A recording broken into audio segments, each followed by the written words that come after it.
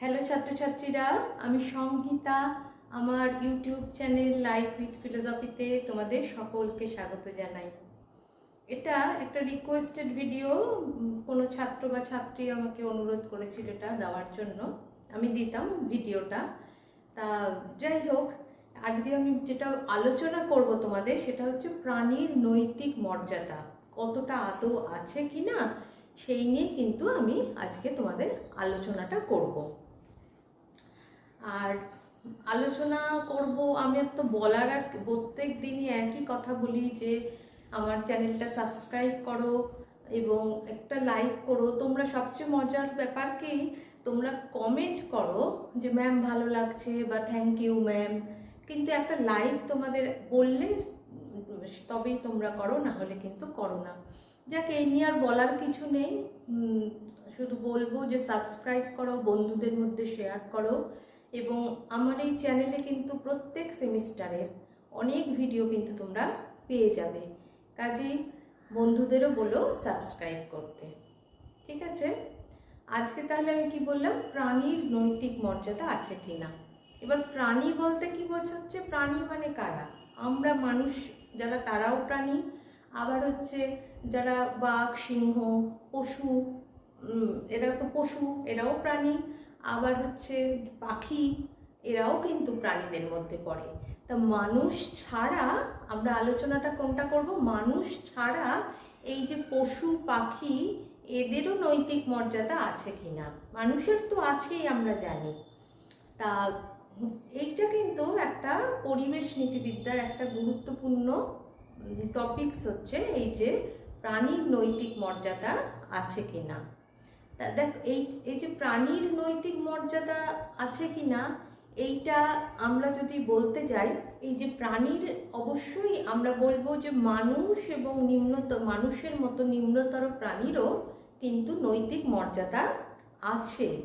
এই যে প্রত্যেকটা জীবের, প্রত্যেকটা প্রাণীর সঙ্গে প্রত্যেকটা প্রাণীর একটা আন্তঃসম্পর্ক আছে, মানে একটা ইন্টার রিলেশন আছে।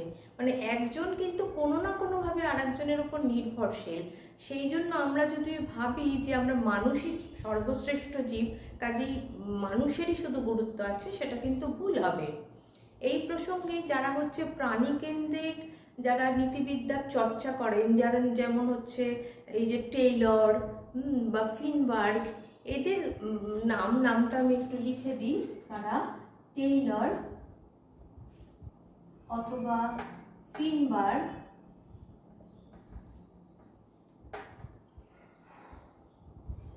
এরা হচ্ছে প্রাণীকেন্দ্রিক নীতিবিদ্যার হচ্ছে সম্পর্কে আলোচনা করে। প্রাণীকেন্দ্রিক নীতিবিদ্যা,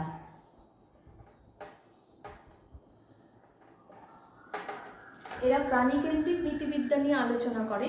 এরা এই জন্য এই বিষয়টার ওপর অনেক বেশি গুরুত্ব আরোপ করেছেন। পরিবেশ নীতিবিদ্যায় যেখানে আলোচনা করা হয়েছে, সেখানে এরা কিন্তু এই বিষয়টার উপর অনেক গুরুত্ব আরোপ করেছেন। এবং তারা বলেছেন যে এই যে যদি আমরা প্রাণীর মর্যাদা না দিই, তাহলে কিন্তু এই যে প্রকৃতিরই ভারসাম্য কিন্তু নষ্ট হয়ে যাবে। প্রাকৃতিক ভারসাম্যের জন্যই আমাদের প্রাণীদের গুরুত্ব দেওয়া উচিত। কেমনভাবে? যেমন ধরো, এই যে আমাদের এই যে মৌমাছি, প্রজাপতি, এই সমস্ত যে সমস্ত কীটপতঙ্গগুলো, এরা কি করে, এদের পরাগ মিলনের ফলে কি হয়, আমাদের বিভিন্ন কিন্তু শস্য উৎপাদন হয়, এই যে ফুল উৎপাদন হয়। এই ফুলের চাষ করেও তো প্রচুর মানুষ জীবিকা অর্জন করে। তাছাড়া বিভিন্ন শস্য উৎপাদন হয়। তা এগুলো যদি না হয়, তাহলে মানুষ তো না খেতে পেয়ে মারা যাবে। দ্বিতীয়ত, ধরো এই যে বাঘ সিংহ বা চিল শকুন, এরা কি করে, এরা কিন্তু অনেক মৃত জীবদের হচ্ছে ভক্ষণ করে, খায়। মৃত জীবদের খায় বলে কি করে, পরিবেশের দূষণটা কিন্তু রোধ করছে। তার কাজেই এদের যে বেঁচে থাকার কতটা গুরুত্ব আছে, সেই প্রসঙ্গে এই যে টেলর ফিনবার্গ এরা বলেছেন যে মানুষের প্রতি আমাদের যেমন একটা দায়িত্ব কর্তব্য থাকে, তেমনি এই সমস্ত নিম্নতর প্রাণীদের ক্ষেত্রেও আমাদের কিন্তু, পশু পাখির ক্ষেত্রেও আমাদের একই ধরনের দায়িত্ব কর্তব্য থাকে। আর মানুষের প্রাণ আছে বলে মানুষ বেঁচে থাকবে, কিন্তু এই পশু প্রাণীর প্রাণ আছে বলে তাদেরও বাঁচার অধিকার আছে, এটা তাদের অধিকার। কিন্তু মানুষ কি করে?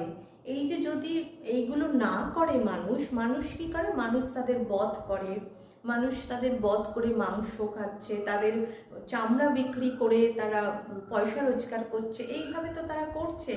হাতির ধরো দাঁত বিক্রি করে পয়সা রোজগার করছে। মানুষ কিন্তু ভাবে না যে এই প্রাণীগুলো তাদের এই প্রকৃতির ভারসাম্য রক্ষা করার জন্য, তাদের জন্য কতটা প্রয়োজনীয়। এরা যদি না থাকে তাহলে কিন্তু মানুষের অস্তিত্বই বিপন্ন হয়ে যাবে। এইটা আমরা সাধারণ মানুষরা সেটা ভাবি না। এই জন্যই প্রাণীকেন্দ্রিক নীতিবিদ্যার যে সমস্ত প্রবর্তক যাদের নাম বললাম, এরা এই জন্য বলেছেন যে মানুষের মতো প্রত্যেক প্রাণীরও নৈতিক মর্যাদা আছে এবং তাদেরও কিন্তু মানুষের মতোই গুরুত্ব দিতে হবে। তাদের কিন্তু হত্যা করা একেবারেই উচিত না, তাহলে এর ফল কিন্তু ভবিষ্যতে মানুষই কিন্তু পাবে। সেই জন্য যে প্রশ্নটা করা হয় যে প্রাণীর নৈতিক মর্যাদা আছে কি না, তার মানে উত্তর হচ্ছে কি, প্রাণীর নৈতিক মর্যাদা অবশ্যই আছে এবং কেন আছে সেটা তো আমি তোমাদের ব্যাখ্যা করে বলে দিলাম। আশা করি বোঝা গেছে। এগুলো সবই 5 নম্বরের। ঠিক আছে, আজ তাহলে এই পর্যন্তই।